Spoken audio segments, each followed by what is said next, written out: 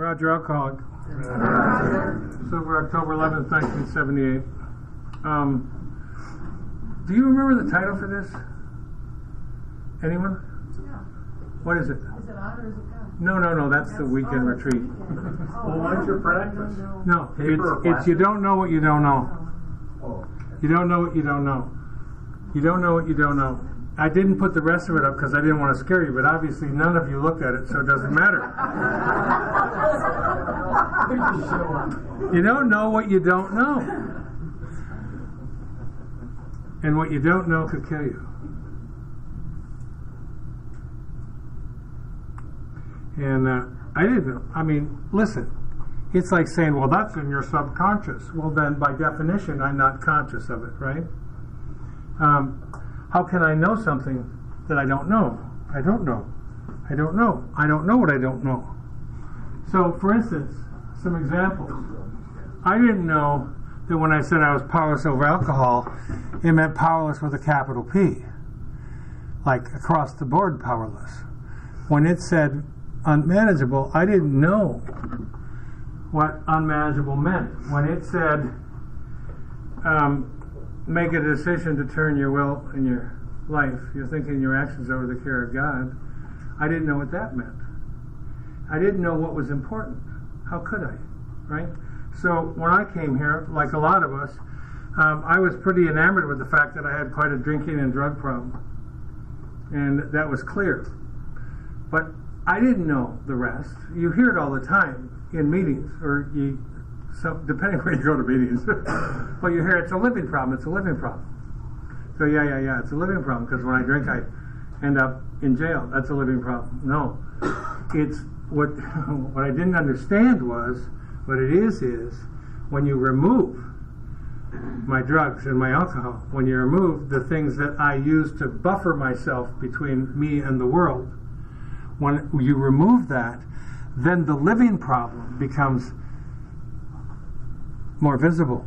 I don't know it's a living problem. I think you're all just... I'm trying not to swear out loud because it's so offensive to Diane. And I love her so much that I'm trying to clean it up. So this will be the sign for... This would be...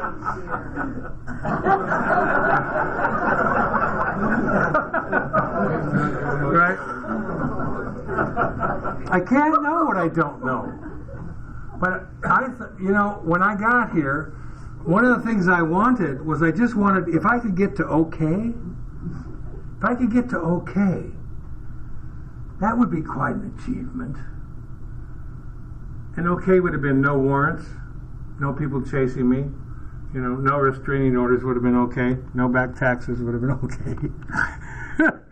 And I didn't know. I did not know. And so I had to learn it. The only way I learned it was to go through this process until I went through at a deep enough level that I could start seeing some things. I didn't know. I didn't have any concept of that. In fact, I looked at those steps and I thought, there's 11 of those that don't apply to me. I didn't know what I didn't know. And it almost killed me sober. It almost killed me 18 months away from my last drink of drugs. Because I didn't know that I had a living problem. I thought everything was just supposed to get better because I stopped drinking. I didn't know I was going to have to stop other stuff, like lying, like stealing, like sleeping with your wives and girlfriends, like not doing the other 11 steps. I had good reason. It made sense to me, but I didn't know. I didn't understand the steps. I didn't understand the process. And God, lately, bless you, lately, I've been having conversations with people that are 5-10 years sober and they get drunk. And they're mystified. I don't know how that happened. I don't know how that happened. Really. And after a 5-minute conversation, we know how it happened. What happened was, I was just talking to a guy the other night. he said, well, can I tell you some of my story? Yeah. And he went to the retreat when it first opened in Minnetrista. He said, I went there, you were doing big book, blah, blah, blah. I got this sponsor, I knew the sponsor you had, and I made a good run at it. And when I showed up there at the retreat, I was homeless. And now I got my own business. I got a wife. I got kids that like me. I got money. Taking trips. Very busy now. And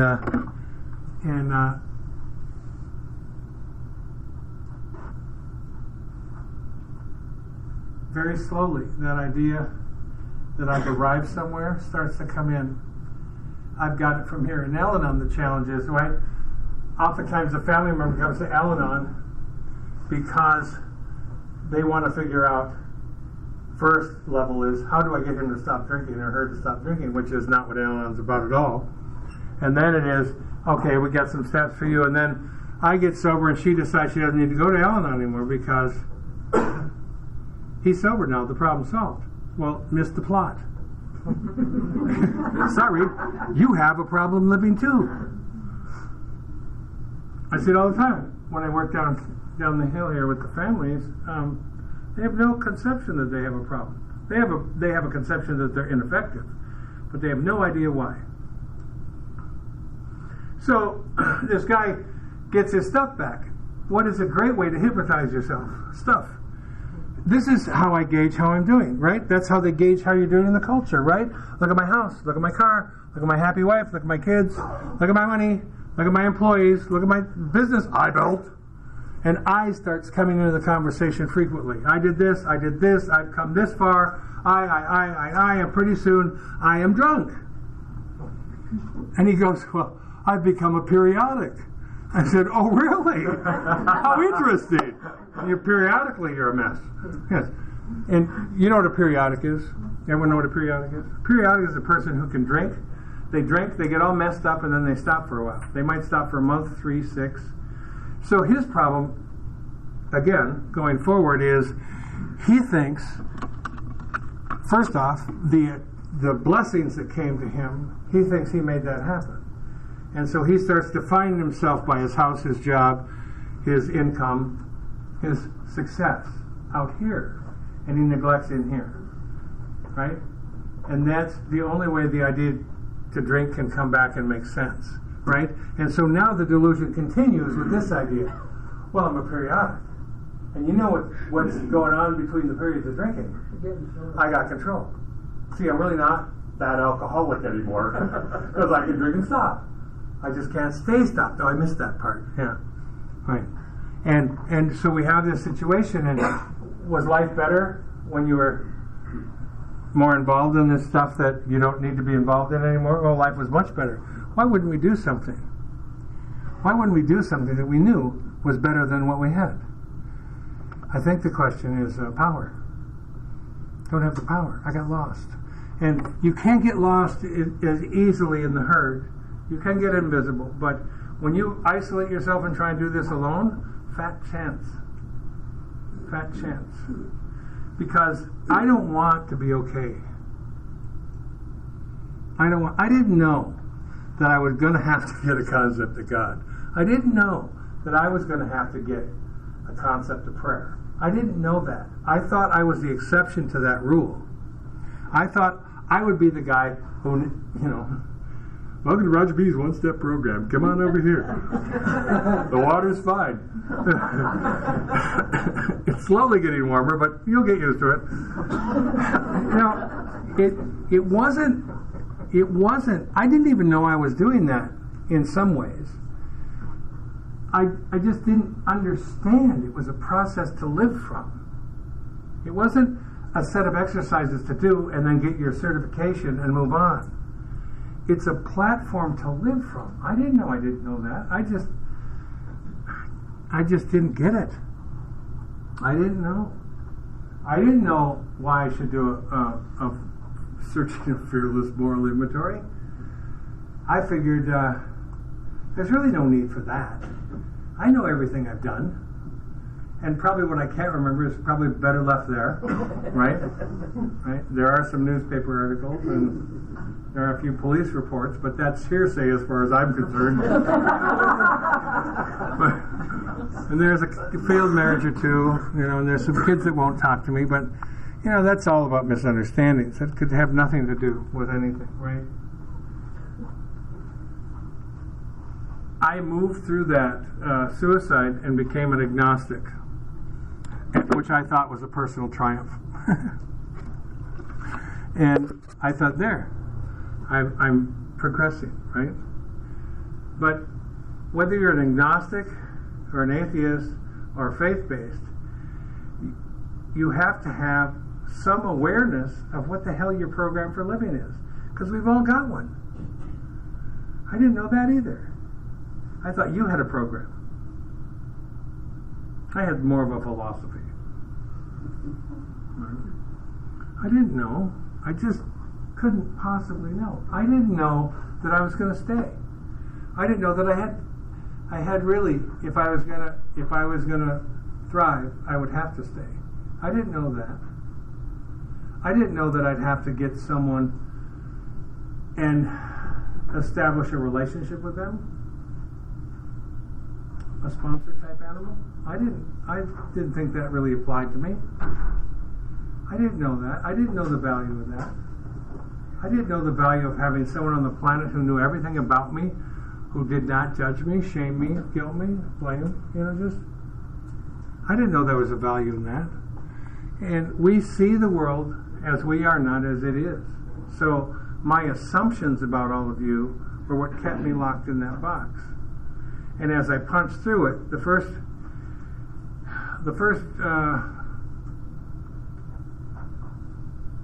there are a bunch of significant things that happened, but the first really big one was doing a real fifth step off a written inventory. I'd never written one. I thought oral would do. I'm not much of a writer, and I took a few whacks at it orally, and I had no effect at all. Other than I walked away thinking that I'd done something that I hadn't done. I didn't know what I didn't know. I hadn't done it. I'd done my version of it. And as soon as you start doing your version of that, it's not that anymore. It's not the program. It's the same steps in Al-Anon and AA. Change a few words, a couple words, that's it. NA, change a couple words. OA, change a couple words. SA, change a couple words. But it's all predicated on this idea that I have broken my connection. My spirit is what's suffering. I don't know that I have a spirit. I don't know that I don't know. I think I know. I think I know. There is no God, there is no spirit, there is no soul. That's all baloney, frankly, and it doesn't apply to me. I didn't know that it was going to have to apply to me, because the whole idea of those steps is for you and me to find and establish and grow a relationship with the God of our understanding, Creator, higher power, Spirit of the universe, Big Wally, mystery, whatever. It doesn't matter what you call it, but it will be a higher authority that I will be able to accept some guiding principles from, and in the beginning conform my behavior even though I don't believe it, right? I took steps and I took actions and I did things I didn't believe would work, and I got results that I didn't believe existed. And it's the only way you can find out, is to do it. I was fortunate that I was able to do it and fail mightily and not leave. Most people that I run into will report to me, I've done the steps. I've been to AA. I've had a sponsor. I've done all that stuff. We're talking about compliance and conformity. I've checked all the boxes, right? And nothing happened. Because I did it all from here. I didn't know that I had to do it from here. I didn't know where here was. I didn't know here existed. So this thing peeled me. And if you've done a written four-step using the big book as a guide, you've had this experience. For the first time ever, I see in black and white on the page, staring up at me off the table, how I see the world, how I react to the world. And it starts to dawn on me, even though I'm right, there are a lot of people in the world that kind of suck. I'm cleaning it up for Diane. Kind of suck, kind of messy, not people I want to hang with, not people I want to be around. That's all true.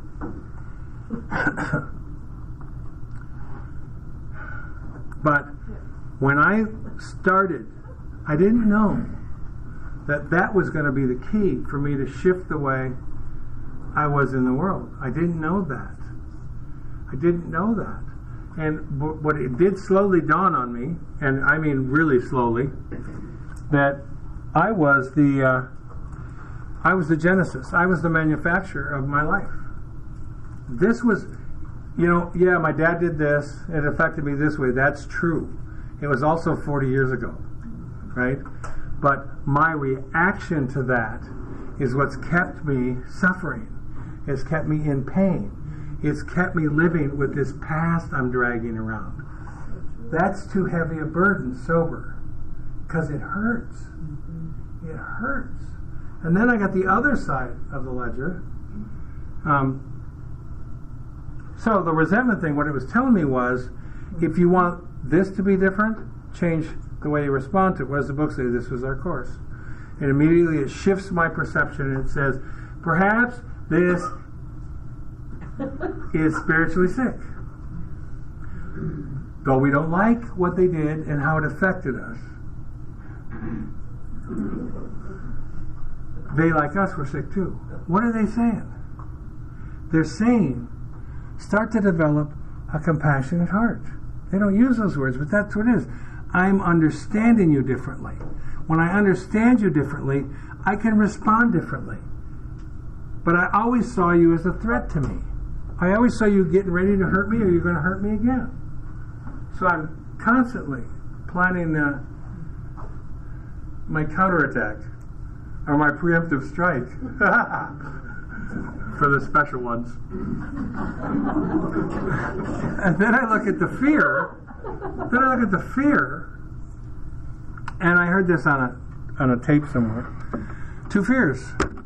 Not going to get something I want, going to lose something I have. 2 fears. And they said, if you can find another one, come and tell us. So I went looking for that exception.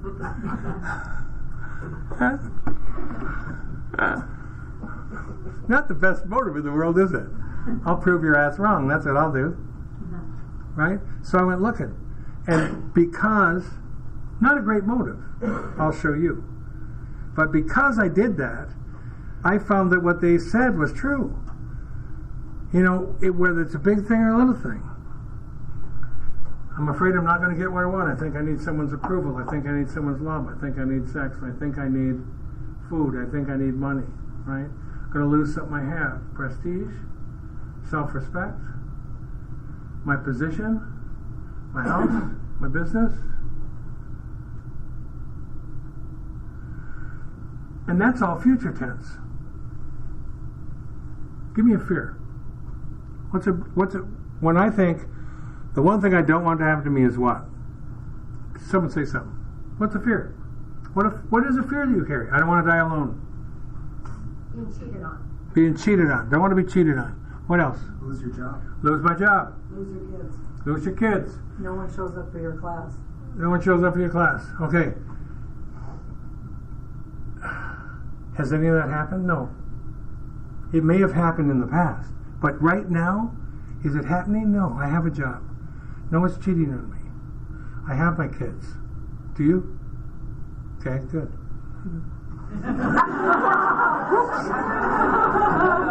But you get the idea of the exercise? All the stuff I'm fretting about hasn't happened. It hasn't happened. There's an expression that I love and I use a lot, and you've heard it many times. 95% of the things I've lived through never happened.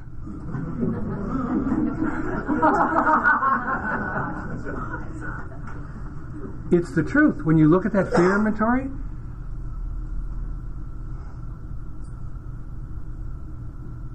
hasn't happened.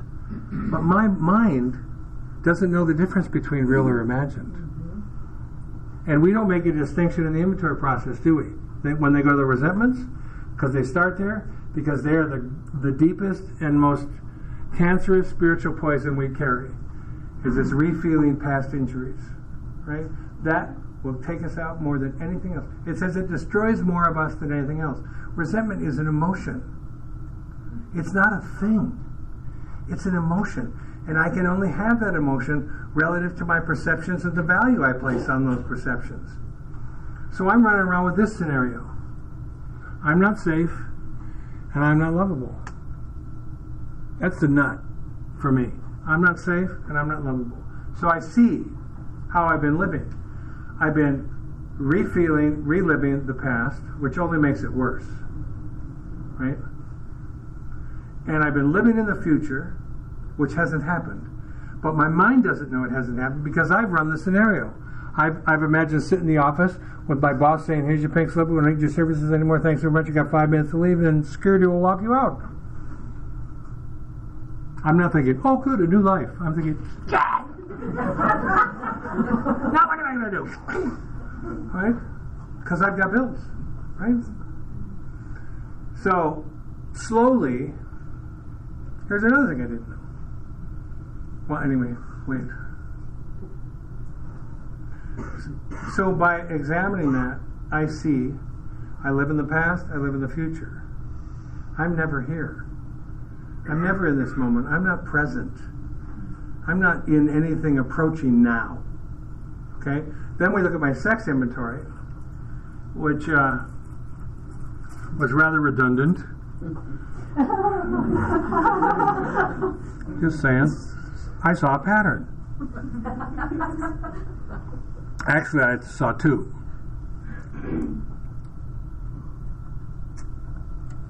But they all ended the same way. When I was a kid, I was playing rock and roll. To me, a relationship was if we spent more than 2 days together. I was in a relationship. When it got a little dicey is when you wanted to know my last name. That's when I bailed. That's a little too much intimacy. So I look at the sex inventory, and it is not about fornication. It's about who you hurt with that instinct. It's about how you apply, how you use your sexuality as a weapon, as a tool. I withhold, I give, right? And I had an awful revelation in all of this, which was not only I had been suffering from the idea that I was a bad person, broken. And what I started to see, I didn't know that I knew this, but what I was starting to become aware of is I got really sick. And I didn't get sick from drinking. I was really sick before I ever took up a drink. I had everything I'm describing to you in place when I was about 6. So when I got to my first significant drink at 13 or 14, it was an oasis. It was the first thing I ever found that buffered me from you and my history and my future fear, right? So I realized from that look that I had to stop hurting people. But I didn't know that I didn't know how to stop hurting you. I don't know what I don't know. That's why when you look at your relationship patterns, you look at your employment patterns, you look at your history with money, it's the same thing over and over. I can make a lot of money, I just can't hold on to it. Because I don't have the consciousness to be a good steward of the resource, right? I can find women, I just can't keep one. Because one doesn't seem to be enough. I don't know that what the real problem is I'm asking you to fix something in me that only my relationship with God is going to fix. I don't know that. So I think you're supposed to fix me. Right? I don't have a spirit, I don't have a soul, but I'd like to find a soulmate. If that works for you, that works for me. Right? Jeez. And if I would have written out what a soulmate was, it would have been someone that fixed me. I didn't have those words. I didn't know what I didn't know. I didn't know that's what I had as an expectation. I had a word I used called love. And it had nothing to do with love. It had everything to do with transaction. I'll do this for you, you'll do this for me, we'll tell each other how great we are, and we'll call it love. Until it quits working.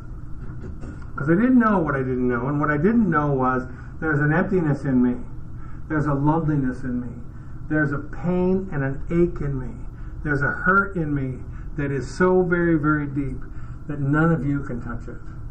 And it turns out the only thing that can touch it is my relationship with this thing I don't believe in.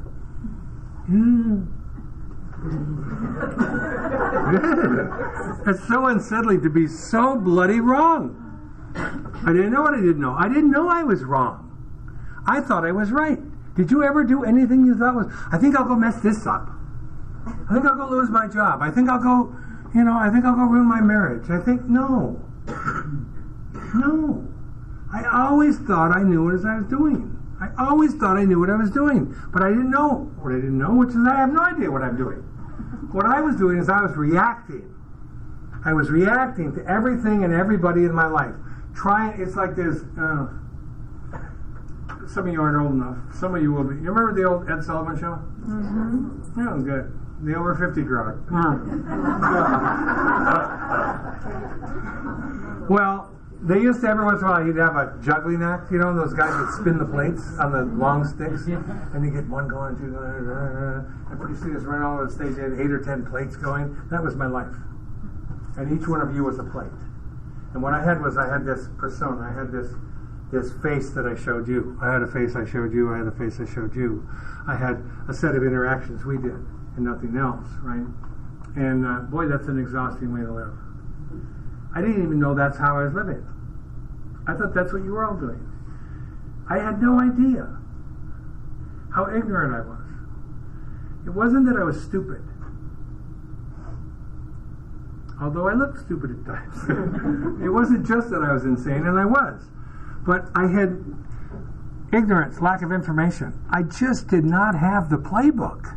And that's precisely how I felt growing up. I felt like you all got a manual. Little souls are coming down the conveyor belt. Yep, here's your instructions. Yep, here's your instructions. Yep, here's your instructions. Here comes Roger, and the guy goes, "Achoo!" And Roger goes by. Roger goes by, and I didn't get the damn manual.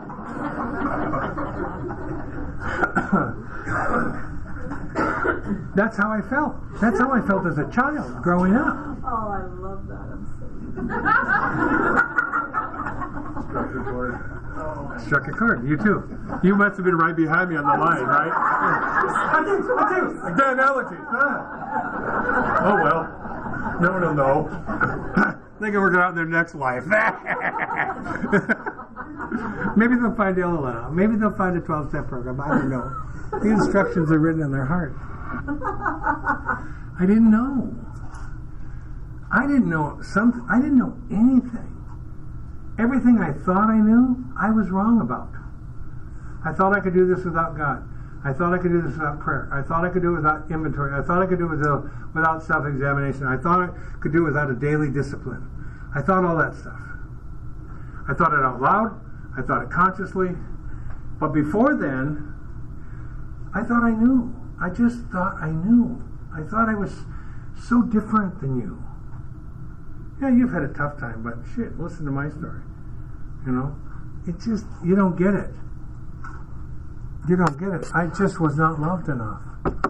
I was not held enough. I was not nurtured. No one told me how to be a man. No one told me. I had to make it up. I didn't know that. So I made it up. And it almost killed me and a few other people. I didn't know that you meant literally. It's a program for a living problem. I didn't recognize even that I had that big of a problem.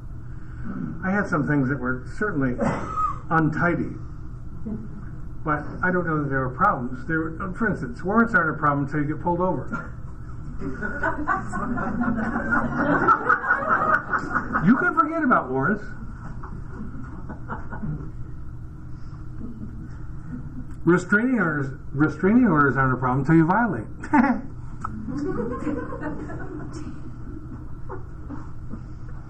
I couldn't figure out why everyone was picking on me. I couldn't figure out why I couldn't catch a break. I couldn't figure out why this wouldn't work for me. I didn't know. I wasn't doing it.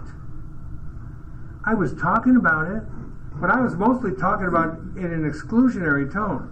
That's not me, that's not me, that's not me. That doesn't apply. I couldn't possibly do that, right? So get up to this fifth step idea. So I get this template I'm looking at, and it starts to dawn on me, this is why your life doesn't work. And it's back to the second half of the first step, because you're the guy running it. And you're grossly inefficient. But now I have this dilemma. No one loves me more than me. No one understands me better than me. And who can help me other than me? Well, the whole thing is predicated on the failure of that. The failure of my self-reliance. That's why atheism doesn't work for this. I have failed in the area of self-reliance, not in the area of drinking, in the area of communication, in the area of concern and love and compassion and sympathy and empathy, in the area of caring, of the area of helping, of being a contributing member to whatever I was involved in. I've erred everywhere. I just didn't get it. I didn't get it. I didn't know what I didn't know. And so, as you peel what you do know, you go, fine, I did a fifth step. There. And I'm waiting for a parade or something, you know. And then there's 6 and 7 to consider. I didn't know that I was holding on to stuff. Very clearly. He'd asked me 5 or 6 times in 6 and 7, are you willing to give everything to God? Everything? And we all know the right answer. Mm-hmm. Amen. Take it all. Right? But it asked after it asked that a bunch of times, it says, is there something you still cling to? Which is the nice way of saying, is there something you won't let go of? If I would have had a skilled person doing this with me, he would have put me on that spot. And I would have to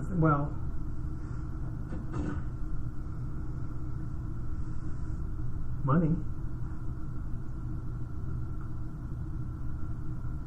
sex. I was sure if I ever got sober in this and I got a God of my understanding, that God would never want me to enjoy myself again. Right? So I'll just keep these things over here for me. Right? I used to say in meetings, I have no idea what God would have use for my Visa card or my penis. So I'll take care of that. I didn't know that I was clinging to that. I thought, it's enough that I've thrown the alcohol and the drugs in here, and now I've even thrown some other stuff in here. I'm getting honest, I'm getting right with my taxes, I'm doing a lot of stuff, right? All the stuff you will not do, all the stuff you will not put through that process is going to kick your ass.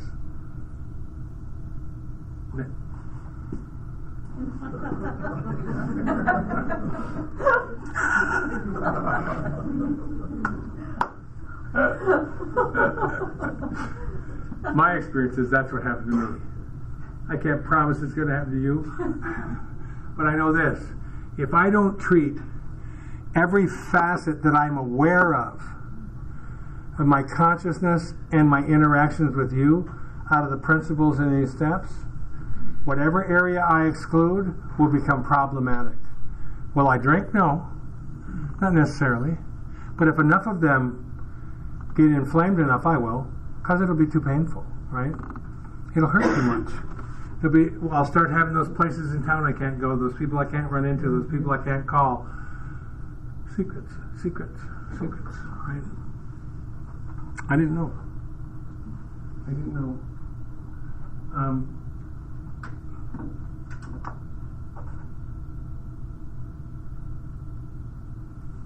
I was, when I came to AA, I started out thinking you were all lying. No one was not drinking. You were not drinking at the meeting, but surely you were drinking in between them, right? And then I realized that some people weren't, they really weren't drinking. then I realized some of these people seem to be pretty okay. Even through my cynical, suspicious, paranoid way of seeing the world, I could see people that were pretty decent. Because I watched. I watched how they were with other people, especially with the strangers when they came in, the people they didn't even know, right? I watched. And then I started to believe that some of you were really doing this, and it worked for some of you. It was much later that I got to the idea that maybe it could work for me.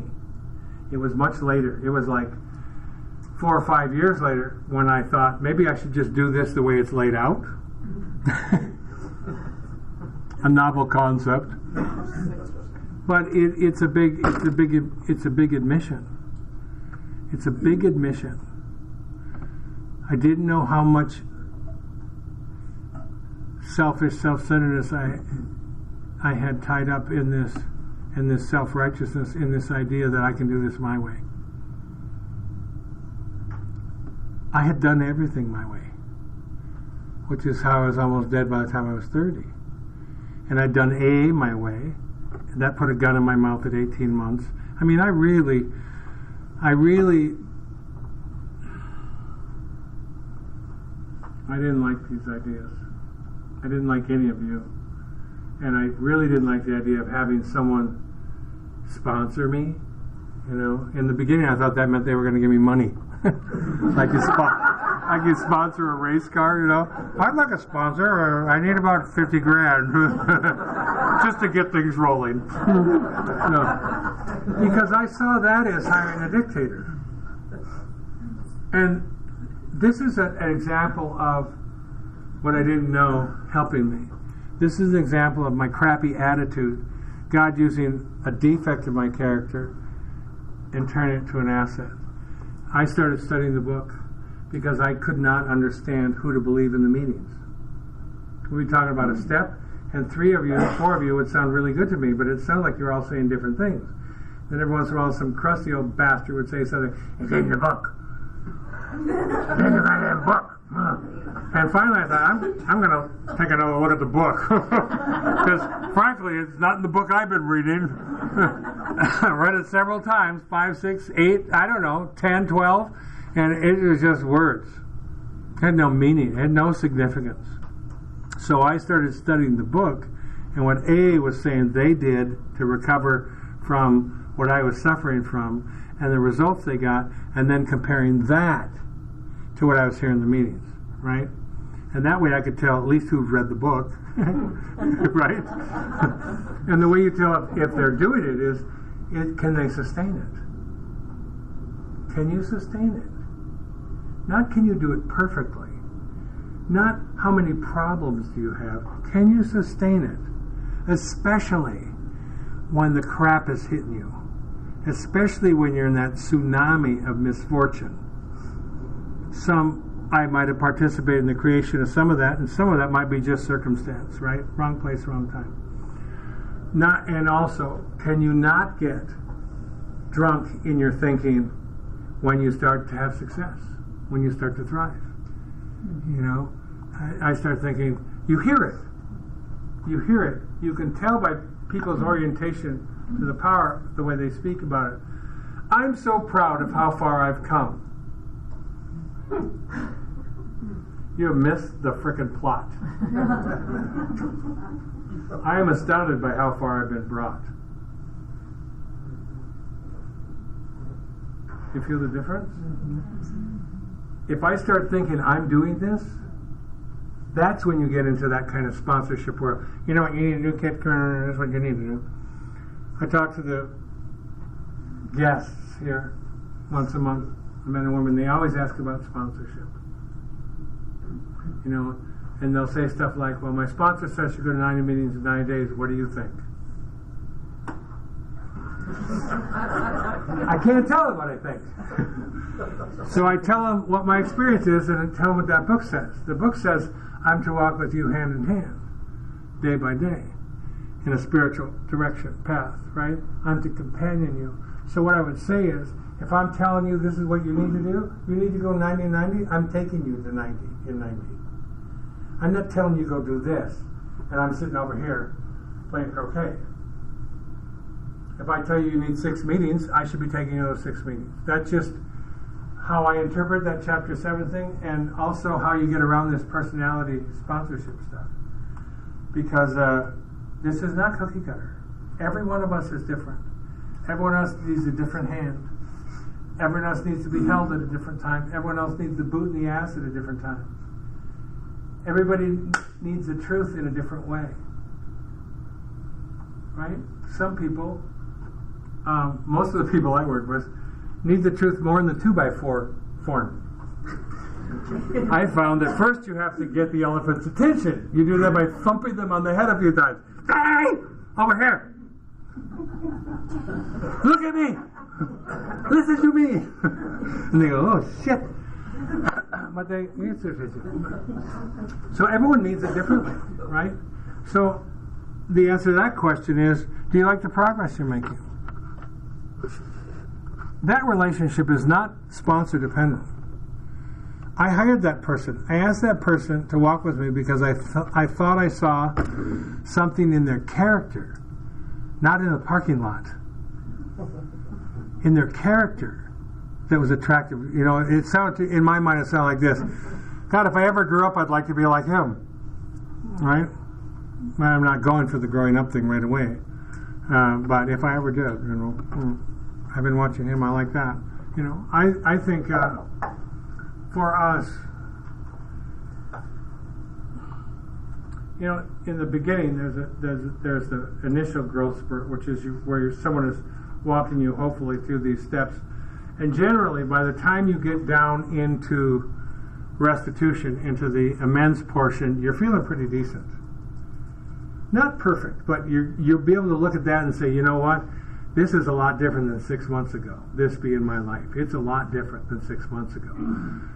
If you have a good sponsor, that's gonna be the time that we look for complacency, because that's when the I have arrived thing starts happening. You know, that's when your alcoholism, your addiction comes in the back door. It doesn't come in the front door anymore. It comes in the back door, and it says, you know, you've been working really hard. Good for you. Good for you. You need a little break. Right? And that's when it falls apart. Because there is no break. I need sustenance while I'm doing that restitution. That's 10, 11, and 12. That's staying right with you in 10 and the circumstances of my life, guided by principles. Staying right with the power. If the power is the principles, fine. If the power is Jesus, Muhammad, Allah, whatever that is, I need to create and maintain and grow that vertical axis that is my power source, because I need to be sustained in my growth while I'm cleaning up the past. It's just relief.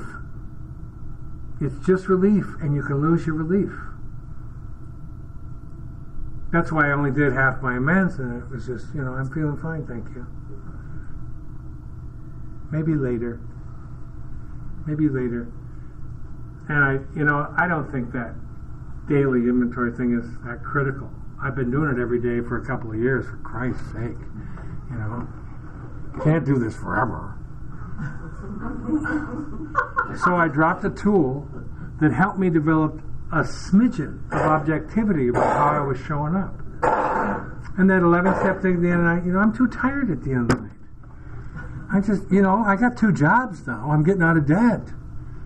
I got a girlfriend. I'm busy. Got my kids back. Lots of kids stuff to do. You know? That is a challenge, isn't it? Because they say, the ubiquitous they say sobriety has to be my number one priority, right? That doesn't mean to the exclusion of everything else in my life. The challenge is, I didn't know this, the challenge is, how do I bring the essence of that recovery into everything I do?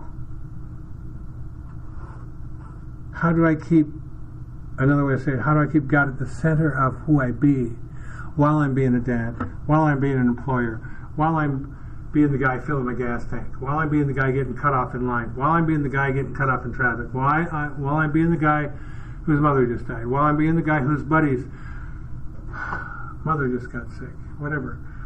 I need to find a way to discover who that is and bring that into everything. That's how I keep sobriety the number one priority. It's not physical sobriety, it's spiritual sobriety. How do I keep my spirit clean? How do I keep my emotions sober? How do I avoid those huge extremes? Well, as I learn about resentment and fear, as I practice this, I start being able to identify, oh, you're worrying about something that hasn't happened. Come back here. Come back here. What can you do right now? Have you done that? Yes, I have. Well, then, let it go. Which means do not keep meditating on what might happen. Resentment. Do not keep meditating on what you lost or what you didn't get or how you were treated. Understand yourself on an instinctive level and understand that because I see you and I'm attracted to you, it doesn't mean that I have to do anything about it. Right? Yes, I do. It's a prime directive. Mm-hmm. Where'd it go? Where'd it go? What? You know? I did not have a way to even understand those drives and instincts. There's nothing wrong with them. They're innate in us. They're part of our genealogy. I mean, they're part of our DNA. It comes from millions of years ago, but it's part of the whole process, right? So I am supposed to have a sex urge. I am supposed to have a desire for safety. I am supposed to have a desire for food. I am supposed to have a desire for happiness. I am supposed to have a desire to progress, but not at the expense of the people around me.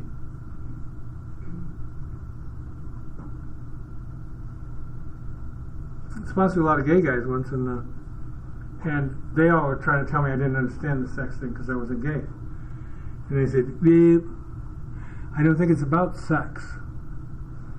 I think it's about the application of your sexuality. So it doesn't matter who you're being with. That's not the point. It's how are you being with them and how do you use it. And most of us use it as a tool to get what we want.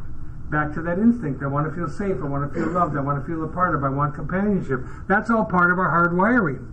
But I can't do that and keep hurting you. Because what I'm also knowing, I didn't know this either. I didn't know anything. I didn't understand. I understand you got hurt. But that was because of your misinterpretation of what I meant by love. For instance. I didn't mean like love forever. I meant like love right now. God. And so it was like it was every time anyone got upset with me. It's not my problem. It was your problem of not being able to understand me. Right? It was never my problem. So I didn't know how to not hurt people. I didn't do it intentionally. I didn't even do it. I didn't know what was driving the behavior. When I started to know what I didn't know, which was driving the behavior of these basic instincts, and I had a filter to put them through, how about this? Kindness, compassion, tolerance, goodwill,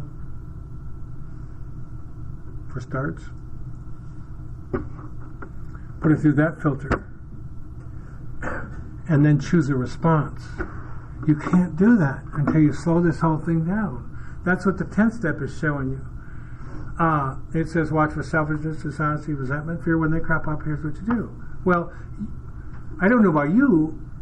I did not get that out of the gate.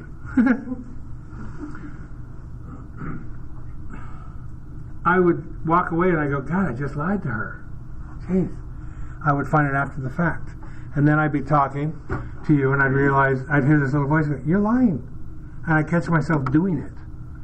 And then as I grew in awareness in my consciousness and understanding this, pretty soon I heard myself, you're getting ready to lie. Now I can do something about it. Because I'll tell you, in the beginning, when I'm catching myself doing it to you, I'm lying to this woman right now. You know, I'm not going to stop and say, excuse me, the last 10 minutes, Bullshit. Just erase that. I made that all up. I am not going to do that. Are you? Are you? Hell no. Shit. I do it today. I'll say something, and someone will say, "Did you make that up?" And I go, "Yeah, I did. Sounded good though, didn't it?" Yeah, I make shit up. That's kind of what I'm creative. Kind of a gift. It's not really, kind of a gift. Yeah. No, it's lying. But it's today. Yeah, I made that up. I think it's true, but we can Google it. I don't know. Google the problem I can't spell. Shit. Anyway, I did not know. I did not know what I was going for. I thought I thought I was going for not drinking. Then I thought I was going for be okay. Then I thought I was going for don't drink, be okay, and hurt less people. And it was a slow, arduous process. I had no idea what I was going for. I tell you, I was not going for helping people. I'll tell you that. That was not high on the list. Oh, let's find some people to help. Oh, how can I help? Running around looking for opportunities to be helpful. That was not what I was doing. No. I was looking for opportunities for you to be helpful to me. Here's something you could do that I like. I could really use this. No.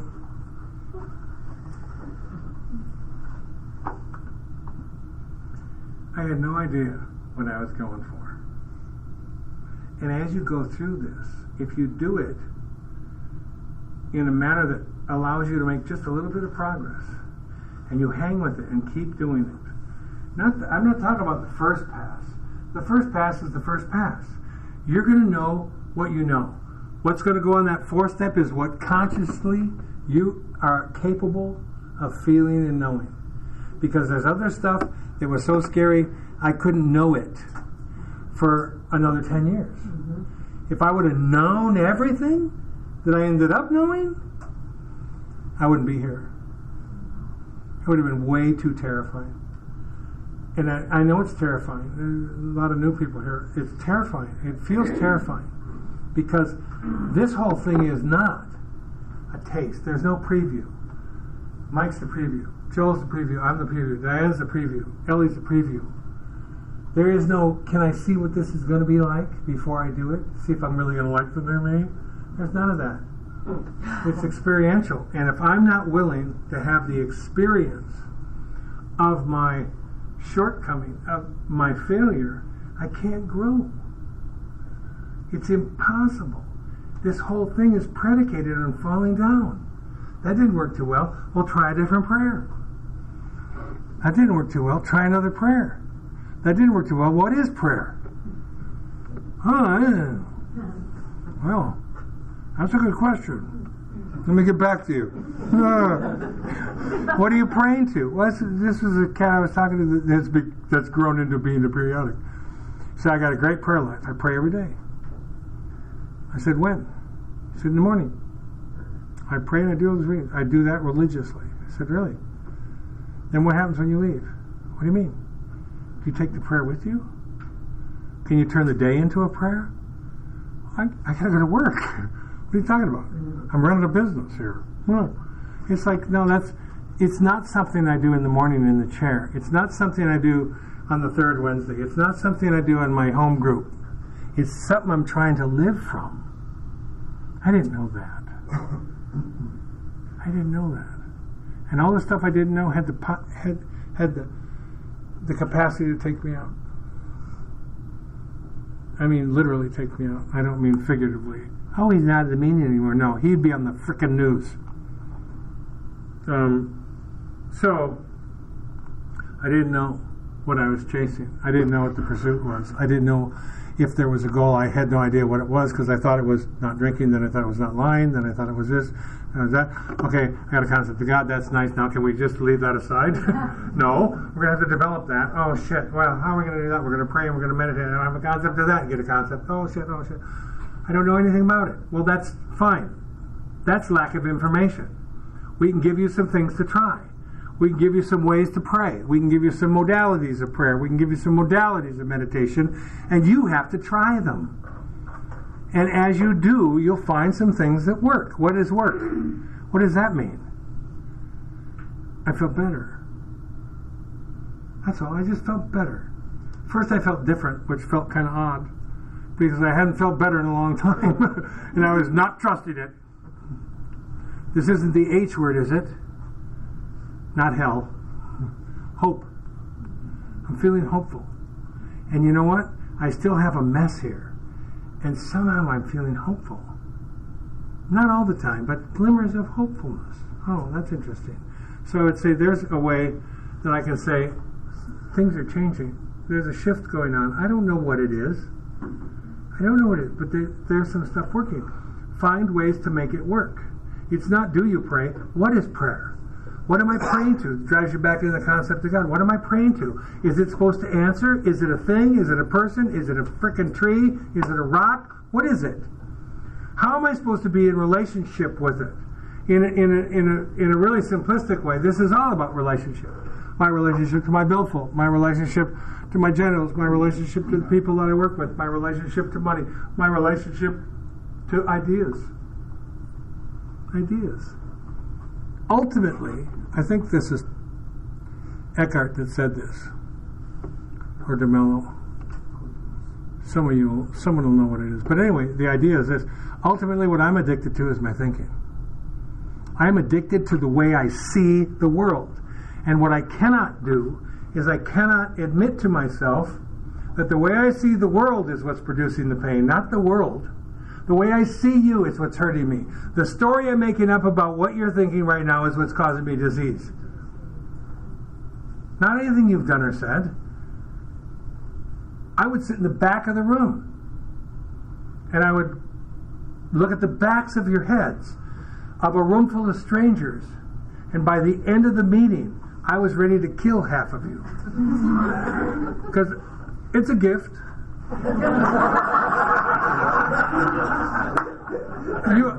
I know I'm not the only mind reader in here. The only mind reader clairvoyant in here, but I'll tell you, you can look at someone and just know. You know what I'm saying? You just know. And you make up this story and you drag it around. I did that with my entire life. I made up a story about who Roger was. I made up a story about what they were all doing and what it all meant, and none of it produced any sense of comfort or peace for me. It all made me diseased. It all made me uncomfortable. It made me feel more unsafe, and it made me feel more unlovable because I could not do anything. I could not find any combination of things to get you to like me indefinitely. I get you to like me for 5 minutes. But I couldn't sustain anything. So I didn't know. I didn't know that I was going to find a God of my understanding. I didn't know that I would develop a relationship with that. I didn't know that what the big thing I was going to get out of this was peace. It sounds so wimpy. It just sounds so damn... I was a hippie, so it's like, flower power, peace, I love that. It's just like, oh really? This is a 45. What do you think of that? It's just peace. And by that I mean I don't struggle with a lot of stuff. I don't fight with a lot of people. I don't fight with a lot of ideas. I will have discussions about them, but I don't argue. I don't argue. I don't have a need to be right. Not nearly as much as I once did. Because I know when I'm right. And I don't need your endorsement to tell me. I'll wait for you to catch up. Yeah, snail brain. I'll wait for you. Let me clarify. By right I mean right principle.